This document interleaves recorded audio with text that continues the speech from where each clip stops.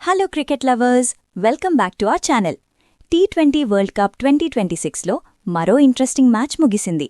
కోల్కతాలోని iconic Eden గార్డెన్స్లో జరిగిన గ్రూప్ సి పోరులో స్కాట్లాండ్పై ఇంగ్లాండ్ అదిరిపోయే విజయాన్ని అందుకుంది. చివరి వరకు ఉత్కంఠగా సాగిన ఈ మ్యాచ్లో ఇంగ్లాండ్ 5 వికెట్ల తేడాతో గెలిచి పాయింట్ల పట్టికలో తమ స్థానాన్ని మెరుగుపరుచుకుంది. అసలు స్కాట్లాండ్ ఎంత స్కోర్ చేసింది? ఇంగ్లాండ్ ఓపెనర్లు ఫెయిలైనా మ్యాచ్ ఎలా గెలిచారు? ప్లేయర్ ఆఫ్ ద మ్యాచ్ ఎవరు? ఈ పూర్తి వివరాలు ఇవాల్టి వీడియోలో చూద్దాం. వీడియోలోకి వెళ్లే ముందు రేపు జరగబోయే ఇండియా-పాక్ మ్యాచ్ కోసం మీరెంత ఎగ్జైటింగ్గా ఉన్నారో కింద కామెంట్ చేయండి. ముందుగా టాస్ విషయానికి వస్తే England captain Jos Buttler toss గెలిచి ముందుగా బౌలింగ్ ఎంచుకున్నాడు. ఈడెన్ గార్డెన్స్ పిచ్ మీద స్కోర్ చేస్ చేయడం ఈజీ అని బట్లర్ ప్లాన్. బ్యాటింగ్కు దిగిన స్కాట్లాండ్ టీం పవర్ ప్లేలో పర్వాలేదనిపించింది. ముఖ్యంగా కెప్టెన్ రిచీ బెరింగ్టన్ అద్భుతంగా ఆడాడు. తను కేవలం 32 బంతుల్లో 49 పరుగులు చేసి జట్టును ఆదుకున్నాడు. Opener Michael Jones 33, Tom Bruce 24 కూడా సహకరించడంతో స్కాట్లాండ్ ఒక మోస్తరు స్కోర్ చేసేలా కనిపించింది. కానీ England senior leg spinner Adil Rashid తన మ్యాజిక్ స్పెల్తో స్కాట్లాండ్ను దెబ్బతీశాడు. రషీద్ 36 పరుగులిచ్చి 3 కీలక వికెట్లు తీశాడు. దాంతో స్కాట్లాండ్ నిర్ణీత 19.4 ఓవర్లలో 152 పరుగులకే ఆలౌటైంది.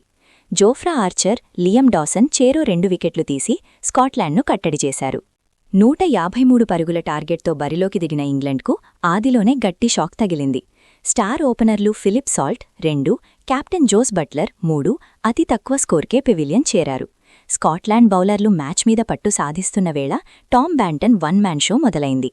బ్యాంటన్ ఒత్తిడిలోనూ అద్భుతమైన షాట్స్తో స్కాట్లాండ్ బౌలర్లపై విరుచుకుపడ్డాడు. తను కేవలం 41 బంతుల్లో 63 పరుగులు చేసి అజేయంగా నిలిచాడు.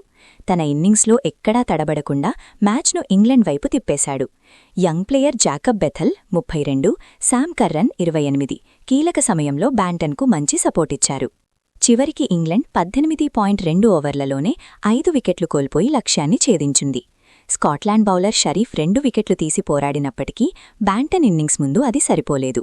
ఈ మ్యాచ్లో అద్భుతమైన హాఫ్ సెంచరీతో జట్టును గెలిపించిన Tom Banton player of the match అవార్డును అందుకున్నాడు. Group C update. ఈ విజయంతో ఇంగ్లాండ్ గ్రూప్ సి పాయింట్స్ టేబుల్లో 2వ స్థానానికి చేరుకుంది. సెమీస్ రేస్లో ఉండాలంటే ఇంగ్లాండ్కు ఈ విక్టరీ చాలా ముఖ్యం. ఇంగ్లాండ్ తమ తదుపరి మ్యాచ్లో ఫిబ్రవరి 16న ఇటలీతో తలపడనుంది.